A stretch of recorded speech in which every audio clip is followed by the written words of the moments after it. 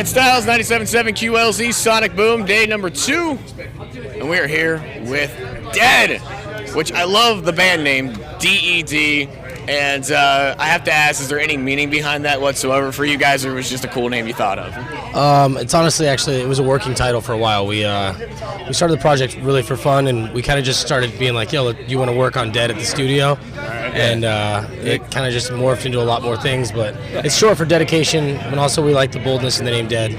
When people use it on the internet, like when something's so funny, they say they're dead, and it's an overwhelming word. Or scary, like I'm dead. That was so, whatever it is, yeah. Right. Well, I mean, you look at the presentation of the band with the eyes and everything that you guys do. I love that too. How did you guys get into working with Jordan Schur?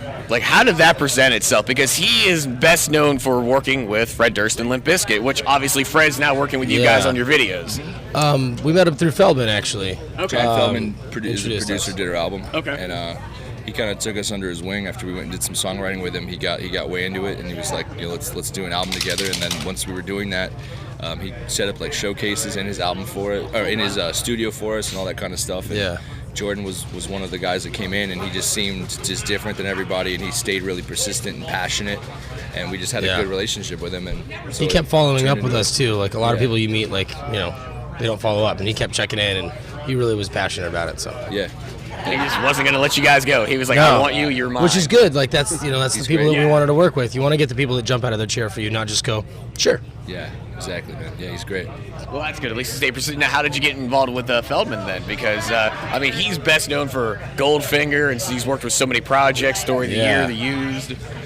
I actually met him through a friend that was going out to work with him for a little bit, and I was producing their band, and they were like, yo, we're going out to Feldman's. Do you want to come? I was like, yeah, of course. Of course, yeah. And so when me and him started talking when we were there, and we had similar backgrounds, we knew some similar people in the industry. He just asked me like, what are you up to now? And I was like, I got this fun project I've just been doing. It's nothing serious, but if you want to check it out, I'll show it to you. And he heard the song Architect, which is actually now the opening track on the record. Okay. Right. Within 30 seconds, he turned around and he goes, this is great. And then he just kept emailing me, and he was also very persistent about the project. It was cool. And he had us out for to have lunch at his house. We drove up, and then he's like, all right, well, we had lunch. He's like, all right, cool. Let me hear all the rest of your music. And so it was like this thing that we were unsuspecting of, and then he's like, all right, cool, this is great. Let's write a song. You guys want to write a song? And we're just like, wow. The first time we were like, for me, I thought it I was was the just first time showing I up met for a him. taco. So, yeah, I thought we were having, We're making music. But at the same time, the challenge was really cool. Yeah, he really pushed us, and I feel like it was partially feeling us out, making sure we were legit, and we had to jump through some hoops and just kind of go hard, and we the first song that we wrote to him was called Dead to Me, which is also on the album. Right. And so it's that's what we got, so that's why we stayed with him, because it was awesome.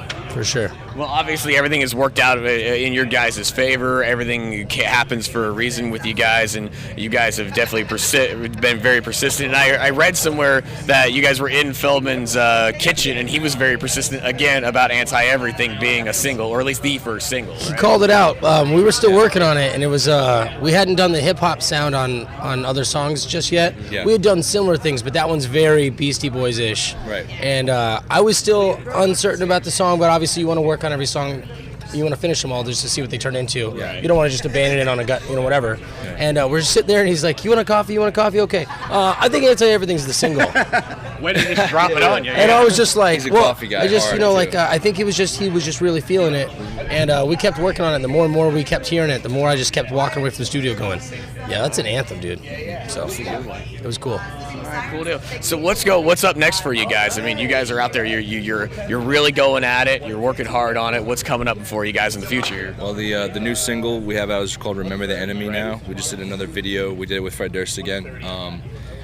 That's out right now. It's radio's doing really well. We're out touring, doing all these festivals.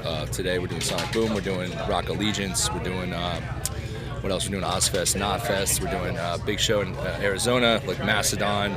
A bunch of shows. Doing Shiprocked early next year. Just a bunch of touring, a bunch of pushing the new album. Misanthrope is out right now. It's been out for 2 months, and got tours lined up that we can't announce. Yeah, all kinds of stuff. You guys are living the dream, is what you're doing now. Try it, man. We're dreaming the dream. That's for sure. Dreaming about living the dream. Yeah. So when you guys started this band, did you ever imagine it'd be where you are now at this moment right now? I think the initial thing was let's be really heavy and let's play it like crappy bars and not care if anybody likes this. That was, and right.